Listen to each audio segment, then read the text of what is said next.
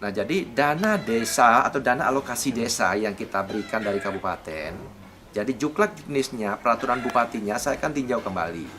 Agar beliau-beliau yang belum tersentuh bantuan apapun juga, jadi tidak harus melalui kabupaten, melalui dinas sosial.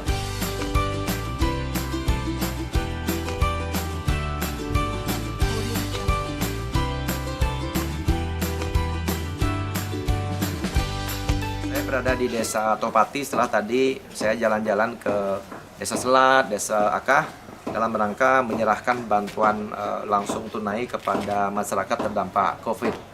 Nah, tentu dari perjalanan saya menengok beliau-beliau ini dalam rangka menyerahkan bantuan langsung tunai tersebut, ada beberapa catatan, ada beberapa yang perlu menjadi perhatian kita semua, terutama saya di pemerintahan kabupaten, pemerintahan desa, dalam rangka kita memberikan catatan atau memberikan perhatian secara permanen kepada warga-warga kita, baik yang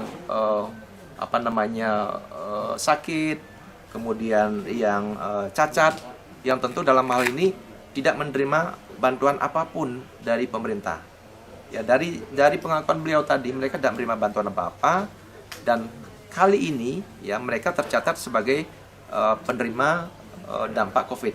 Padahal mereka ini sebenarnya bukan terdampak COVID. Sebenarnya beliau ini sudah menjadi kewajiban kita, menjadi haknya beliau untuk dibantu ya oleh pemerintah, baik itu pemerintah desa maupun pemerintah kabupaten. Nah, oleh sebab itu tentu habis ini ada PR besar Pak Kades ya, Pak Perbekal ya, dan semuanya Pak Camat. PR besar kita gimana? Nah, jadi dana desa atau dana alokasi desa yang kita berikan dari kabupaten, jadi juklak jenisnya, peraturan bupatinya saya akan tinjau kembali. Agar beliau-beliau yang belum tersentuh bantuan apapun juga, jadi tidak harus melalui kabupaten, melalui dinas sosial. Jadi nanti langsung ditangani oleh desa melalui dana alokasi desa.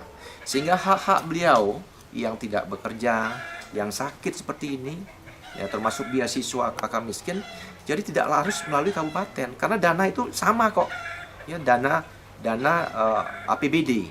Ya, yang kita serahkan kepada desa lewat dana alokasi desa, termasuk dana dari pusat, dana desa juga begitu, ada juklak jenisnya.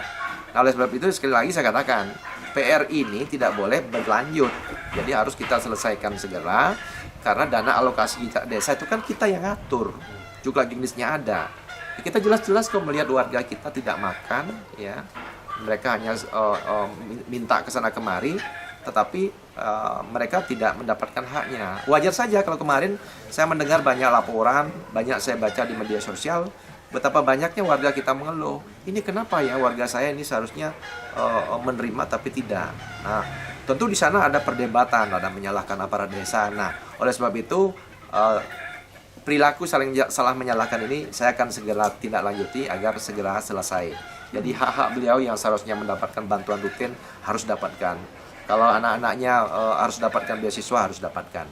Jadi mereka yang punya anak mempunyai harapan ke depan untuk bisa kita lepaskan dari kakak miskin kalau ke depan anaknya kita berdayakan. Jadi sekali lagi saya sampaikan, saya tidak mau ini terus terjadi, termasuk bedah rumah pun juga begitu.